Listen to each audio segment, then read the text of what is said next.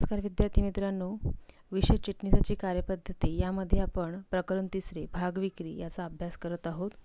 भाग विक्रीमध्ये आपण भागांचे वर्गीकरणाचे प्रकार बघितलेत। त्यानंतर आपण भाग विक्रीच्या वेगवेगळ्या पद्धतींचाही अभ्यास केला। भाग विक्रीच्या पद्धती या 4 गटांमध्ये विभागण्यात आलेल्या आहेत, जसे सार्वजनिक पद्धत, विद्यमान समहक्क भागधारकांना भाग विक्री, विद्यमान कर्मचाऱ्यांना भाग विक्री आणि खाजगीरित्या विक्री। या 4ही भागांचा आपण अभ्यास मागील व्हिडिओमध्ये केलेला आहे। विद्यार्थी मित्रांनो, आता कंपनी कायद्यातील तरतुदीनुसार भागांचे वाटप कशा पद्धतीने केले जाते हे आपल्याला आज बघायचे आहे। भागांचे वाटप। जेव्हा कंपनी तिच्याकडे आलेल्या अर्जावरून भागांचे वाटप करते त्याला भाग वाटप असे म्हणतात। मग आता तिच्याकडे अर्ज कसे येतात, बरोबर आहे ना? अर्ज कशा पद्धतीने येतात तर कंपनी काय करते, तर कंपनी ज्यावेळेस सार्वजनिकरित्या भागांची विक्री करण्यास काढते त्यावेळेस ती तिचे माहितीपत्रक जनतेस देते, म्हणजेच माहितीपत्रकाद्वारे जनतेला काय करते, आवाहन करते। आणि ज्यावेळेस जनतेपर्यंत ती माहिती पोहोचते त्यावेळेस माहितीपत्रकामध्येच एक अर्ज असतो। मग जनतेमधील काही व्यक्ती त्या कंपनीचे भाग घेऊ इच्छितात। ते व्यक्ती काय करतात, कंपनीचे तो अर्ज भरतात आणि त्यासोबत कंपनीने ठरवलेली काही शुल्क रक्कम, ही शुल्क रक्कम सुद्धा माहितीपत्रकात नमूद केलेली असते। शुल्क रक्कम ही भागांच्या दर्शनी किमतीच्या 5% असते। म्हणजेच उदाहरणार्थ मी जर 100 रुपयाचे भाग खरेदी केले आहे किंवा मी 500 रुपयाचे भाग खरेदी केले आहे, तर 500 रुपयाचे 5% किती येतील, 25 रुपये। लक्षात आलंय? तर मला अर्ज आणि 25 रुपये हे कंपनीने ठरवलेली जी बँक आहे त्या बँकेकडे काय करावे लागते, जमा करावे लागते। आणि नंतर बँक ही प्रोसेस पूर्ण झाल्यानंतर सर्व अर्ज कंपनीकडे पाठवते। संचालक मंडळ या अर्जाला काय देते, स्वीकृती देते, म्हणजे संचालक मंडळाच्या सभेत ठराव मंजूर केला जातो आणि ही प्रोसेस पूर्ण होते। या प्रोसेसलाच भाग वाटप असे म्हणतात। लक्षात आलंय? म्हणजेच कंपनी जेव्हा तिच्या आलेल्या अर्जावरून अर्जदारांना भाग वाटप करते तेव्हा त्याला भाग वाटप असे म्हणतात। आता भाग वाटपाची व्याख्या दिलेली आहे बघा। सर्वोच्च न्यायालयाच्या मते व्यक्तीस कंपनीच्या विनियोग न केलेल्या भांडवलापैकी ठराविक संख्येने भागांचा विनियोग करणे होय। ज्या व्यक्तीने कंपनीकडे अर्ज केले आहे अशा व्यक्तीस विनियोग न केलेल्या भांडवलापैकी, विनियोग म्हणजे काय, वापर न केलेल्या भांडवलापैकी ठराविक संख्येने भागांचा विनियोग करणे। लक्षात आलंय? म्हणजेच ठराविक संख्येने त्यांनी मागितलेल्या किंवा आपण दिलेल्या, कारण मागितले जितके भागधारक भाग मागतात तितकेच भाग त्याला वाटप केलेच जातात असे नाही। मग ठराविक संख्येने त्या भागांचे वाटप करणे यालाच काय म्हटले जाते, भागांचे वाटप असे म्हटले जाते। म्हणजेच एकंदरीत आपल्याला काय समजते या व्याख्येवरून, तर कंपनीचे भाग वाटप हे संचालक मंडळ वाटप न केलेल्या भाग भांडवलातून अर्ज केलेल्या व्यक्तींना भाग देते, म्हणजेच त्यांना भाग वाटप करते, त्यालाच भाग वाटप असे म्हणतात। ठराविक व्यक्ती कंपनीच्या माहितीपत्रकाच्या आधारे भागांच्या खरेदीसाठी इच्छुक असलेली व्यक्ती त्या अर्ज भरते। अर्जासोबत अर्जाची शुल्क कंपनीच्या बँकेकडे जमा करते। कंपनीची बँक ही प्रोसेस पूर्ण झाल्यावर ते अर्ज संचालक मंडळाकडे पाठवते स्वीकृतीसाठी, मान्यतेसाठी। संचालक मंडळ सभेत ठराव मंजूर करून या अर्जाच्या स्वीकृतीस भाग वाटपास काय देते, मंजुरी देते। यालाच काय म्हटले जाते, भाग वाटप असे म्हटले जाते। लक्षात आले? या सर्व गोष्टीवरून विद्यार्थी मित्रांनो तुम्हाला एक गोष्ट लक्षात आली असेल, तर भाग वाटपाचा अधिकार हा कोणाला असतो, संचालक मंडळाला असतो। लक्षात आलंय? भाग वाटपाचा अधिकार कोणाला दिलेला आहे? संचालक मंडळाला दिला आहे. बऱ्याच वेळेस ऑब्जेक्टिव्ह क्वेश्चन्समध्ये म्हणजेच रिकाम्या जागा किंवा जोड्या लावांना विचारलं जातं भाग वाटपाचा अधिकारी व्यक्ती कोण? तर भाग वाटपाचा अधिकारी व्यक्ती कोण आहे? संचालक मंडळ. संचालक मंडळाच्या सभेत ठराव मंजूर करूनच भाग वाटपाला मंजुरी देण्यात येते. आता भाग वाटप जर करायचे असेल तर कंपनी कायदा 2003 सुधारित कायदा 2003 आहे. एक्स्ट्रीमली सॉरी, कंपनी कायदा 2013 नुसार काही कंपन्यांना आपली प्रतिभूती किंवा भाग डिमटेरियलाइज स्वरूपात द्यावे लागतात. आता डिमटेरियलाइज म्हणजे काय? तर भौतिक भागांचे इलेक्ट्रॉनिक स्वरूपात रूपांतर करण्याच्या प्रक्रियेला डिमटेरियलायझेशन असे म्हणतात. भौतिक भाग म्हणजे काय? तर कागदाच्या स्वरूपात असणारे जे भाग आहे. मी जर कंपनीचे 50 भाग खरेदी केले तर कंपनी मला भौतिक स्वरूपात एका कागदावर भाग दाखला देते की XYZ या व्यक्तीने या कंपनीचे इतके भाग धारण केलेले आहे, त्या भागांचे दर्शनी मूल्य इतके आहेत. हे एका कागदावर एका प्रमाणपत्रावर लिहिलेले असते, त्याला भौतिक स्वरूप म्हणतात. हा एक भौतिक पुरावा आहे. म्हणजेच माझ्याकडे एक त्याची सॉफ्ट कॉपी हार्ड कॉपी आहे. ओके. पण कंपनी कायदा 2013 नुसार अशा काही कंपन्या आहेत ज्यांना त्यांचे हे प्रतिभूती डिमटेरियलाइज स्वरूपात द्यावे लागतात. डिमटेरियलाइज म्हणजे काय? तो ऑनलाईन स्वरूपात द्यावे लागतात. म्हणजेच या भौतिक भागांचे रूपांतर कशामध्ये केले जाते? इलेक्ट्रॉनिक स्वरूपात केले जाते. म्हणजेच ऑनलाईन पद्धतीने भागांची खरेदी विक्री केली जाते. मग ऑनलाईनच तुमचा भाग दाखला देखील दिला जातो. मग अशा कोणत्या कंपन्या आहेत ज्यांना त्यांचे भाग किंवा प्रतिभूती हे डिमटेरियलाइज स्वरूपातच द्यावे लागतात? तर जी कंपनी 10 कोटीपेक्षा जास्त भाग ही सार्वजनिक पद्धतीने विक्री करणार असेल त्या कंपनीला तिचे भाग हे डिमटेरियलाइज स्वरूपात द्यावे लागतात. ती भौतिक स्वरूपात भागांची विक्री करू शकत नाही. पण कोणती कंपनी? जी कंपनी 10 कोटीपेक्षा जास्त भाग हे सार्वजनिक भाग विक्री करणार आहे ती कंपनी. आणि दुसरी 10 सप्टेंबर 2018 पासून नवीन भाग विक्री करणारी सूचीबद्ध नसलेली कंपनी. म्हणजे 10 सप्टेंबर 2000 उदाहरणार्थ माझी XYZ लिमिटेड कंपनी आहे. ऑलरेडी मी 2018च्या आधीच मी तिची एस्टॅब्लिशमेंट केलेली आहे. एकदा ऑलरेडी माझे भाग विकूनही झाले, पण परत मला माझे कंपनीचे भाग नव्याने विकायचे आहे. पण कायदा काय सांगतोय की 10 सप्टेंबर 2018 नंतर जर मला माझे भाग विकायचे असेल तर ते कंपनीचे भाग सूचीबद्ध जर नसेल तर त्या कंपनीच्या भागांना काय करावे लागेल? डिमटेरियलाइज स्वरूपातच भाग द्यावे लागेल. कारण आता भौतिक पद्धत ही अस्तित्वात राहिलेली नाही. आता डिमटेरियलायझेशन आलेले आहे. म्हणजेच कंपनीला आपल्या नावाचे डीमॅट अकाउंट उघडावे लागते आणि डीमॅट अकाउंट उघडून डिपॉझिटरी कंपनीच्या नावाने ऑनलाईन भाग खरेदी विक्रीचे प्रतिभूती खरेदी विक्रीचे व्यवहार बघितले जातात. लक्षात आले? म्हणून अशा जर इतर जर काही कंपन्या, या 2 कंपन्या सोडून इतर जर कोणत्याही कंपन्या असेल तर त्या इतर कोणत्याही कंपन्या इतर कोणत्याही प्रकारे भाग वितरित करू शकतात. लक्षात आले? कोणत्याही वेळी कंपनीज आपल्या भागांचे रूपांतर अभौतिक किंवा इलेक्ट्रॉनिक स्वरूपात करण्याचे त्यांना काय आहे? स्वातंत्र्य आहे. परंतु जर कंपनीला आपल्या भौतिक भागांचे रूपांतर हे इलेक्ट्रॉनिक पद्धतीत म्हणजेच त्यांचे भागांचे जर डिमटेरियलायझेशन करायचे असेल तर कंपनीज डिपॉझिटरी कायदा 1996च्या तरतुदींचे पालन करावे लागते. विद्यार्थी मित्रांनो, डिमटेरियलायझेशन किंवा डिपॉझिटरी हा एक स्वतंत्र धडा आहे आपल्याला 12वीला शिकण्यासाठी.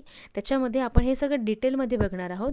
फक्त आता एक छोटीशी कन्सेप्ट लक्षात घ्या की 2013 कंपनी कायदा 2013 नंतर त्यांनी असे कंपनी या तरतुदीनुसार की ज्या कंपन्या 10 कोटीपेक्षा जास्त सार्वजनिक भाग विक्री करणार असतील किंवा ज्यांना 10 सप्टेंबर 2018 नंतर आपल्या नवीन भागांची विक्री करायची असेल आणि त्यांनी अजूनही ते भाग कोणत्याही भाग बाजारात नोंदणी केलेले नसतील. सूचीबद्ध नसेल म्हणजे काय, तर भागांची नोंदणी किंवा प्रतिभूतींची नोंदणी केलेली नसेल तर त्यांना ते भाग डिमॅटेरियलाइज स्वरूपात द्यावे लागतात. म्हणजेच त्या भागांची विक्री, प्रतिभूतींची विक्री ही ऑनलाईन स्वरूपात करावी लागते. आणि इतर कंपन्यांना जर आपल्या भौतिक भागांचे रूपांतर हे डिमॅटेरियलाइज करायचे असेल, डिमॅटीकरण करायचे असेल, इलेक्ट्रॉनिक पद्धतीत करायचे असेल तर त्यांना कंपनी डिपॉझिटरी कायदा 1996च्या तरतुदींचे काय करावे लागते, पालन करावे लागते. विद्यार्थी मित्रांनो, प्रत्येक कंपनी जी भाग वाटप करते तिला कंपनी कायदा 2013च्या भाग वाटपासंदर्भाच्या ज्याही तरतुदी दिलेल्या आहेत कंपनी कायदा 2013मध्ये, त्या सर्व तरतुदींचे काटेकोर पालन करणे आवश्यक आहे. जर कंपनीने त्या भाग वाटपासंबंधीच्या तरतुदींचे पालन केले नाही तर भाग वाटपाची प्रक्रिया ही अवैध मानली जाते, इल्लीगल मानली जाते. लक्षात येते. त्यामुळे प्रत्येक कंपनीला कंपनी कायदा 2013च्या भाग वाटपासंदर्भाच्या तरतुदींचे पालन करणे आवश्यक आहे. सार्वजनिक कंपनीस कंपनी नियम 2014 आणि सेबी अधिनियम 2018चे पालन करावे लागते. जर कंपनी सार्वजनिक असेल, तुम्ही 11वीला खाजगी कंपनी आणि सार्वजनिक कंपनी या दोघांचाही अभ्यास केला आहे. जर कंपनी सार्वजनिक असेल, सार्वजनिक कंपनी जर असेल तर तिला कंपनी नियम 2014 आणि सेबीचे अधिनियम 2018चे पालन करावे लागते. कशा संदर्भात? भाग वाटपासंदर्भात. लक्षात आलं हे सगळे मुद्दे. मी पुन्हा रिपीट करते. कंपनी कायदा 2013 नुसार ज्या कंपनी 10 कोटीपेक्षा जास्त सार्वजनिक भागांची विक्री करणार असेल किंवा 10 सप्टेंबर 2018 नंतर जर कंपनीला नवीन भाग विक्री करणारी सूचीबद्ध नसलेली कंपनी असेल तर त्यांना डिमॅटेरियलाइज स्वरूपातच भाग द्यावे लागतात. इतर कंपन्या या कंपन्या जर सोडल्या तर इतर कंपन्या मात्र कोणत्याही पद्धतीने आपल्या भागांचे वितरण करू शकतात, विक्री करू शकतात. त्यानंतर जर कंपन्यांना आपल्या भौतिक भागांचे रूपांतर इलेक्ट्रॉनिक स्वरूपात करायचे असेल तर डिपॉझिटरी कायदा 1996चे पालन करावे लागेल, त्या तरतुदींचे पालन करावे लागेल. भाग वाटपासंदर्भातील ज्या कायद्यातील तरतुदी दिलेल्या आहे 2013 या कायद्यामध्ये, त्या सर्व कायद्यातील तरतुदींचे काटेकोरपणे पालन करण्याची जबाबदारी ही कंपनीवर असते. आता भाग वाटपाच्या तरतुदी आणि अटी आपण बघणार आहोत. तर प्रत्येक कंपनी जी भाग वाटप करते तिला कंपनी कायदा 2013च्या भाग वाटपासंदर्भाच्या तरतुदींची पूर्तता करावी लागते. आणि भाग वाटपासंबंधी कोणकोणत्या गोष्टींची पूर्तता करते किंवा कोणकोणत्या गोष्टींची कंपनीला पूर्तता करावी लागते ते बघणार आहोत विद्यार्थी मित्रांनो आपण. परंतु या भागवाटपासंदर्भातील ज्या तरतुदी आहे, ज्याची पूर्तता आहे, याचे 2 गटांमध्ये विभाजन करण्यात आले आहे. एक नियामक तरतुदी आणि सर्वसाधारण तत्वे. आता या नियामक अटी किंवा नियामक तरतुदी कोणकोणत्या आहेत त्या आपण बघणार आहोत.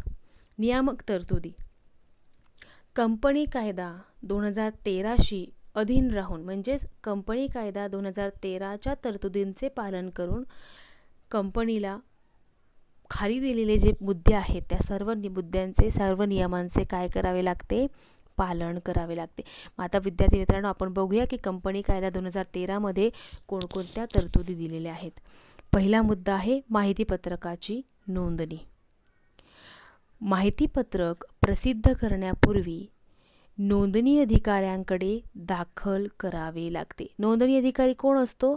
जो त्या संयुक्त भांडवली संस्थेची काय करतो? नोंदणी करतो.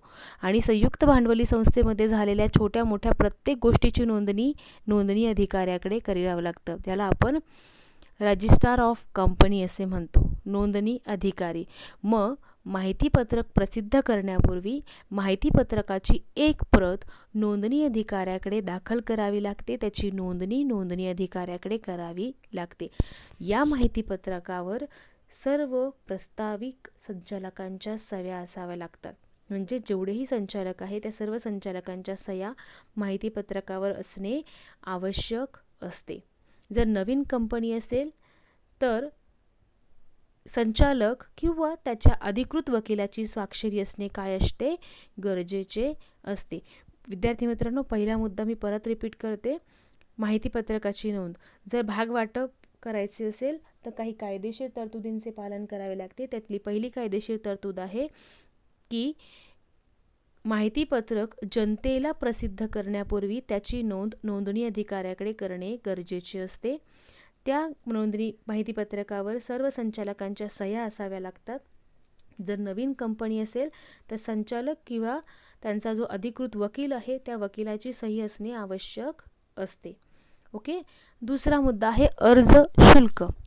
आता मी तुम्हाला मगाच सांगितलं की माहितीपत्रकामध्ये कंपनीबद्दल सर्व माहिती दिलेली असते की कंपनीचे एकूण अधिकृत भांडवल किती आहे, त्यापैकी कंपनीने किती विक्रीस काढले आहे, त्या प्रत्येक भागाचे मूल्य किती आहे, बरोबर आहे ना. या सगळ्याची नोंद माहितीपत्रकात दिलेली असते. त्याचबरोबर माहितीपत्रकामध्ये भाग खरेदीसाठीचा अर्ज देखील असतो. मग जोही व्यक्ती हा अर्ज लिहितो त्या व्यक्तीला या अर्जासोबत काही शुल्क भरावे लागते. त्या शुल्काला अर्ज शुल्क असे म्हणतात. मग कंपनी कायद्यातील तरतुदीनुसार अर्जदाराला अर्जासोबत भागांच्या दर्शनी मूल्याच्या किमान 5% रक्कम किंवा सेबीने निश्चित केलेली रक्कम भरावी लागते. मग आता भागांच्या दर्शनी मूल्याच्या 5% रक्कम. उदाहरणार्थ भागांचे दर्शनी मूल्य 10 आहे. मग 10 रुपयाचे 5% जी रक्कम आहे त्या रकमेची रक्कम म्हणजे त्या मूल्याची रक्कम अर्जदाराला अर्जासोबत भरावी लागते. उदाहरणार्थ प्रति रुपये 10चे मी असे 50 भाग खरेदी केले, म्हणजेच एकूण मी 500 रुपयाचे भाग जर कंपनीचे खरेदी केले तर 500चे 5% जी रक्कम आहे ती रक्कम मला किंवा सेबीने निश्चित केलेली रक्कम मला अर्जासोबत भरावी लागेल. मग आता सेबीने सार्वजनिक कंपनींसाठी, खाजगी कंपनीचा मी उल्लेख करत नाही आहे, मी फक्त सार्वजनिक कंपनीचा उल्लेख करते. सेबीने सार्वजनिक कंपनीसाठी अर्ज शुल्काची रक्कम भागाच्या दर्शनी किमतीच्या किमान 25% निश्चित केली आहे. लक्षात येत आहे का? मग अर्जदाराला एक तर 5% दर्शनी किमतीच्या किंवा 25% यापैकी एक रक्कम अर्जासोबत काय करावी लागते? भरावी लागते. कंपनीने निश्चित केलेल्या बँकेत अर्ज आणि अर्जासोबत अर्ज शुल्क रक्कम जमा केली जाते. लक्षात आलंय? ओके. तिसरा मुद्दा आहे किमान अभिधान उभारणी. आता किमान अभिधान उभारणी म्हणजे काय? तर विक्रीस काढलेल्या भागाची आवश्यक किमान विक्री होय. आवश्यक असलेली किमान विक्री म्हणजे किमान अभिधान होय. विक्रीस काढलेले जे भाग आहे त्याची आवश्यक असलेली विक्री होणे म्हणजेच किमान अभिधान उभारणे होय. सदर किमान अभिधानाची रक्कम ही माहितीपत्रकात ऑलरेडी नमूद केलेली असते. मग विक्रीस काढलेले जेवढे भांडवल आहे त्या भांडवलाच्या किमान अभिधानाची रक्कम ही 90% असलीच पाहिजे. उदाहरणार्थ मी 1 लाख जर भांडवल विक्रीस काढले असेल, 1 लाखाचे भांडवल जर विक्रीस काढले असेल तर माझी किमान अभिधानाची रक्कम ही 1 लाखाच्या किती असली पाहिजे? 90% असलीच पाहिजे. लक्षात आलंय? माहितीपत्रक वाटपापासून 3 दिवसाच्या रक्कम ही जमा केली पाहिजे. म्हणजे ज्यावेळेस कंपनी काय करते, माहितीपत्रक जनतेस वाटते किंवा जनतेस प्रसिद्ध करते तर माहितीपत्रकाच्या वाटपापासून 3 दिवसांच्या आत ही रक्कम काय झाली पाहिजे? जमा झाली पाहिजे. मग आता ती रक्कम किती असावी? किमान अभिधानाची रक्कम ही विक्रीस काढलेल्या भांडवलाच्या 90% इतकी असावी. किमान अभिधान उभारणी न झाल्यास त्यास भागांना कमी मागणी आली असे म्हणतात. म्हणजेच कमी अर्ज आले. उदाहरणार्थ मी कंपनीचे 10,000 भाग विक्रीस काढले, पण माझ्या फक्त 7 ते 8च भागांना काय आली आहे, मागणी आली आहे. उरलेले माझे 2,000 भाग काय आहे, अजून बाकी आहे. परंतु असे जर झाले तर कंपनीला 15 दिवसाच्या आत उरलेल्या आलेल्या सर्व भागांची रक्कम परत करावी लागते. हे सर्व गोष्टी टाळण्यासाठी कंपनी काय करते, भाग विमेदाराबरोबर करार करते. मग आता भाग विमेदार कोण आहे, तर भाग विमेदार हा एक असा व्यक्ती किंवा असा दलाल असतो जो कंपनीच्या भागांना जर कमी मागणी आली तर उरलेल्या भागांची हमी घेण्यास तो काय असतो, तयार असतो. म्हणजे उरलेले भाग तो काय करतो, स्वतः विकत घेतो किंवा इतर वित्तीय संस्थांना किंवा बँकांना तो काय करतो, त्याची विक्री करतो. म्हणजेच त्या उरलेल्या भागांची तो हमी घेऊन किमान अभिदानाची रक्कम उभारण्यास काय करतो, मदत करतो. म्हणून त्याला भाग विमेदार असे म्हणतात. आणि ह्या सर्व गोष्टी, भागांना जर कमी मागणी आली तर भाग विमेकरासोबत करार करावा लागतो. तो ऑलरेडी करावा लागतो, आधीच करावा लागतो. कारण त्याच्याबरोबर जर करार केलेला असेल तर भागांना जर कमी मागणी आली तर मग कंपनी काय करते, ते भाग विमेकराला काय करते, विकते. म्हणजेच कंपनीला किमान भांडवलाची रक्कम उभारणे शक्य होण्यासाठी तो काय करतो, त्या भांडवलाची हमी घेतो. आणि मिनिमम सबस्क्रिप्शन म्हणजेच किमान अभिदानाची रक्कम उभारली जाते. कारण कायद्यातील तरतुदीनुसार अट काय आहे, जर किमान अभिदानाची रक्कम किंवा किमान अभिदान जर उभारले नाही तर भाग विक्री बंद झाल्यापासून 15 दिवसाच्या आत अर्ज शुल्क प्रत्येक त्या व्यक्तीस ज्याच्याकडून ते अर्ज शुल्क घेतले आहे त्या व्यक्तीस ते परत करावे लागते. एकंदरीत भाग वाटप पूर्ण प्रक्रिया रद्द करावी लागते. म्हणून ह्या सगळ्या गोष्टी टाळण्यासाठी कंपनी काय करते, भाग विमेकरासोबत काय करते, करार करते. भाग विमेकरी हा असा एक व्यक्ती आहे, दलाल आहे, जो कमी जर मागणी आली तर उरलेल्या भागांची प्रतिभूतींची हमी घेणारा तो काय आहे, व्यक्ती आहे. लक्षात आलंय? ओके. चौथा मुद्दा, भाग विक्री बंद होणे. सेबीनुसार किंवा सेबी म्हणजे काय, securities exchange board of India, भाग बाजारावर नियंत्रण ठेवण्यासाठी ज्या संस्थेची स्थापना झाली आहे तिला सेबी म्हणतात, securities exchange board of India. आणि या सेबीच्या मार्गदर्शक तत्वानुसारच कंपनी भाग विक्री करू शकते. मग सेबीनुसार भाग विक्री यादी कमीत कमी 3 दिवस आणि जास्तीत जास्त 10 दिवस खुली ठेवतात. भाग विक्री यादी जास्तीत जास्त कमीत कमी 3 दिवस आणि जास्तीत जास्त 10 दिवस. मग ज्यावेळेस ही भाग विक्री यादी खुली असते, अर्जदारांना त्याच वेळेस खुली असलेल्या कालावधीतच ते काय करू शकतात, अर्ज करू शकतात. एकदा जर भाग विक्री यादी बंद झाली की अर्जदारांना अर्ज करता येत नाही. मग भाग विक्री यादी किती दिवस खुली असते, कमीत कमी 3 दिवस आणि जास्तीत जास्त 10 दिवस ती खुली ठेवावी लागते. त्यानंतर पुढचा मुद्दा आहे वाटपाचा आधार. वाटपाचा आधार म्हणजे काय, तर एकदा कंपनीच्या भागांना मागणी आली आणि संचालक मंडळाने त्या मागणीस मान्यता दिली तर नंतर कंपनी भाग वाटपाचा निर्णय घेते संचालक मंडळाच्या सभेत ठराव मंजूर करून. मग हे भाग कोणत्या आधारावर दिले जावे हे निश्चित केले जाते. मग आधार काय असेल की आलेल्या भागांच्या इनिशियल म्हणजेच प्रथम नावानुसार भाग वाटप करायचे की प्रथम आलेल्या अर्जांना पहिले भाग द्यायचे की असे कुठला तरी एक आधार किंवा सोडत पद्धतीने चिठ्ठ्या टाकायच्या, त्या चिठ्ठ्यातून जी नावं येतील त्याच व्यक्तीला भाग द्यायचे. असा एक आधार, एक प्रकार भाग देण्याचा निश्चित केला जातो. जास्त किंवा खूप मागणी आलेले अर्ज भागांसाठी खूप मागणी आलेले अर्ज किंवा कमी मागणी आलेले अर्ज, कुठला तरी एक आधार निश्चित केला जातो. उदाहरणार्थ, मला जर एखादी गोष्ट पटत नसेल किंवा मला जर एखाद्या गोष्टीवर लवकर निर्णय घेता येत नसेल, तर मी काय करते, 2 चिठ्ठ्या टाकते, ती गोष्ट करू की नको करू. बरोबर आहे ना? म्हणजे मी ती गोष्ट करण्यासाठी एक आधार घेते. मी जर एक चिठ्ठी उचलली, त्याच्यात लिहिलंय होय, तर मी कोणत्या आधारावर जाते, हो या आधारावर जाऊन ती गोष्ट करते.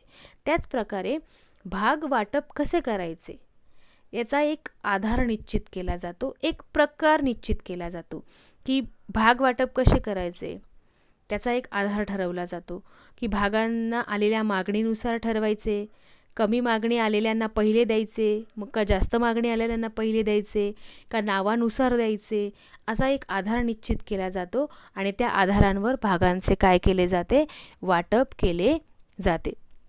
त्यानंतर पुढचा मुद्दा आहे भागांना जास्त मागणी.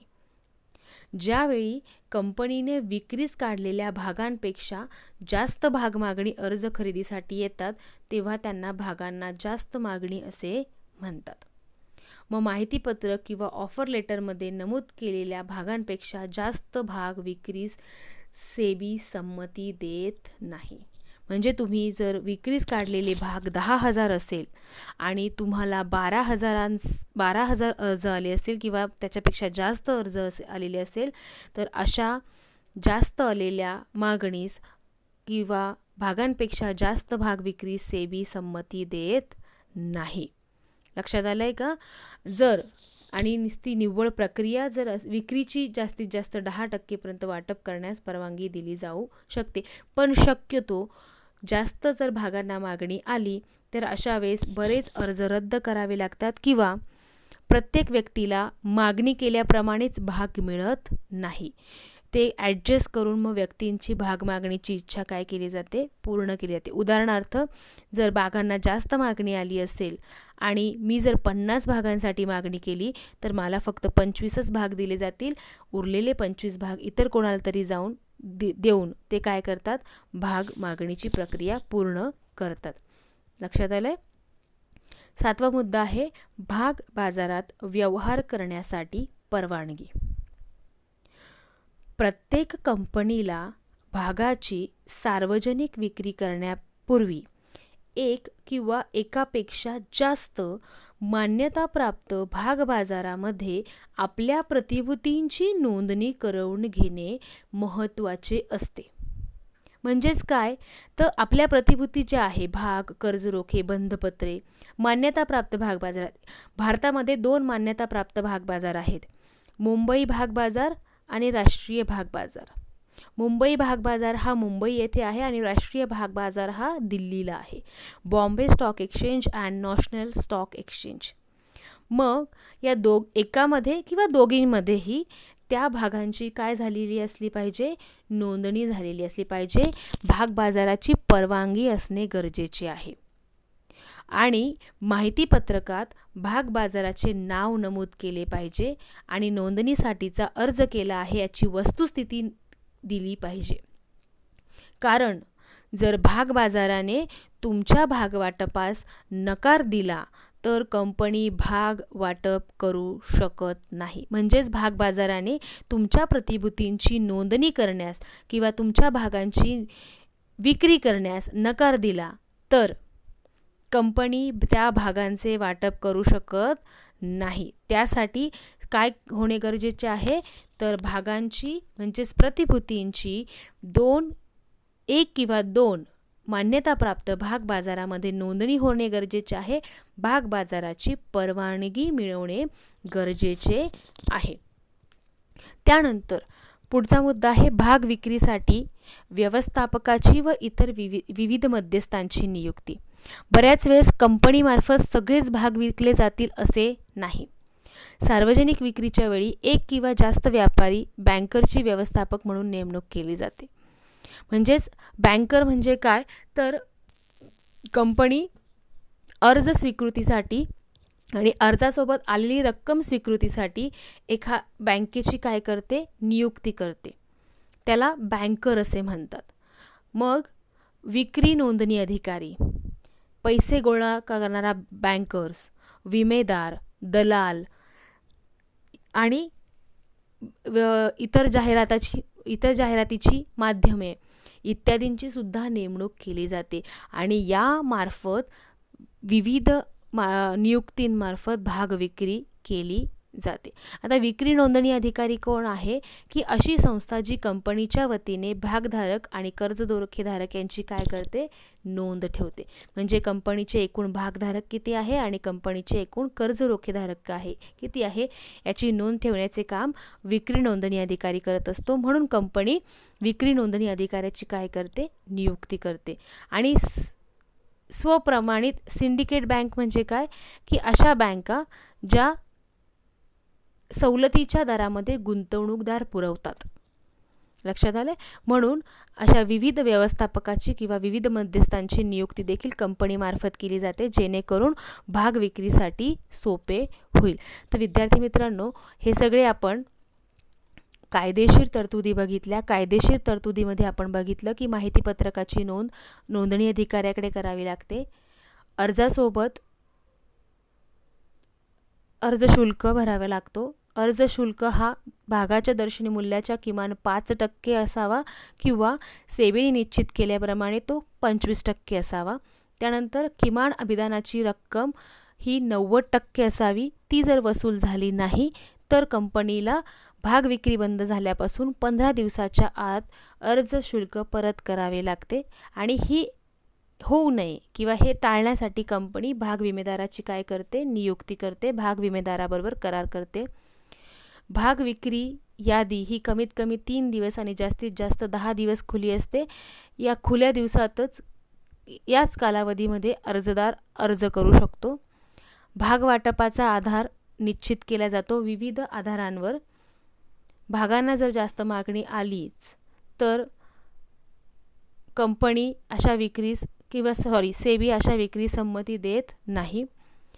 भाग बाजारामध्ये व्यवहार करण्यासाठी भाग बाजाराची परवानगी घेणे आवश्यक असते आणि जर अशी परवानगी मिळाली नाही किंवा भाग बाजाराने ती जर परवानगी नाकारली तर कंपनी भाग वाटप करू शकत नाही. भाग विक्रीसाठी कंपनी व्यवस्थापकाची व इतर विविध मध्यस्थांची काय करते, नियुक्ती करते. त्याच्यामध्ये विक्री नोंदणी अधिकारी आहे, बँकर्स आहे, विमेदार आहे, दलाल आहेत. आले लक्षात.